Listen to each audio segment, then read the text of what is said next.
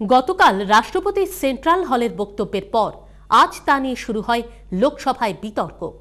প্রথমেই রাজীব প্রতাপ রুডি প্রধানমন্ত্রী নরেন্দ্র মোদীর সপক্ষে উঠে বক্তব্য রাখতে গিয়ে বারংবার বাধাপ্রাপ্ত হন।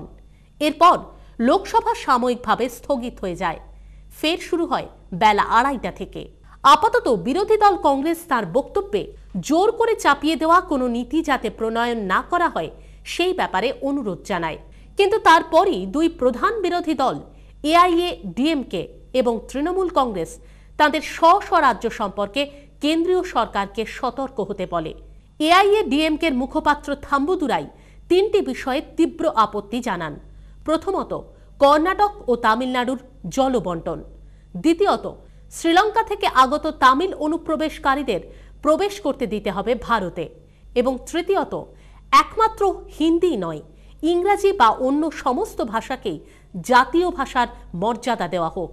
এরপর বক্তব্য রাখতে ওঠেন তৃণমূল কংগ্রেসের সাংসদ কল্যাণ বন্দ্যোপাধ্যায়। তিনি বলেন, গান্ধীবাদের পথই একমাত্র পথ, অথচ গান্ধীজিকে প্রকৃত সম্মানই জানানো হয়নি। গান্ধীজির আদর্শে অনুপ্রাণিত তৃণমূল চায় গরিব তথা গ্রামীণ উন্নয়ন, কৃষকের উন্নয়ন, সংখ্যালঘুর উন্নয়ন। এমনকি তিনি চটের ব্যবসা বৃদ্ধির ব্যাপারেও তদবির করেন। যদিও কল্যাণবাবুর একটি বক্তব্যে বিতর্ক ছড়িয়ে পড়ে লোকসভায়। তিনি প্রশ্ন তোলেন যে বিচারপতিদের কারা নিয়োগ করেন, কেন সুপ্রিম কোর্টের আইনজীবীদের দক্ষিণা এত বেশি। তিনি বলেন, বিষয়টি অরুণ জেটলি ভাবতে পারতেন, কিন্তু তিনি তো নিজেই জিতে আসতে পারেননি। কল্যাণবাবুর এই বিতর্কিত মন্তব্যের পরেই বিজেপির ট্রেজারি বেঞ্চের থেকে প্রবল হই হট্টগোল শুরু হয়।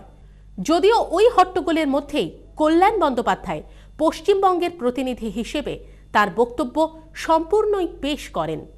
We have to make fast track courts for the purpose of deciding the cases of the corruption, for the purpose of the cases of the offenses against the women. Always we speak about good money, good law and good justice. Justice has to be rendered to our country. We are just watching your function. So long you will be for the benefits of the country, of course we will support. But please, for the interest of any religious organization, don't destroy the harmony of this country. Don't destroy the constitutional object. Don't destroy the secular fabric of the nation. Do constitutional goal. লক্ষ্য করে দেখুন, আসলে প্রতিটি আঞ্চলিক দলই তাদের নিজেদের রাজ্য সম্বন্ধে প্রধানমন্ত্রী নরেন্দ্র মোদীর দৃষ্টি আকর্ষণের চেষ্টা করেছেন। অর্থাৎ যতই বিশ্বায়নের পথে মোদী হাঁটার চেষ্টা করুন না কেন, আগামী দিনে যে ক্ষুদ্র আঞ্চলিক স্বার্থ পেরিয়ে বৃহৎ জনমুখী কাজ করতে সময় লাগবে তা বলাই বাহুল্য। Bureau report, CTVN plus.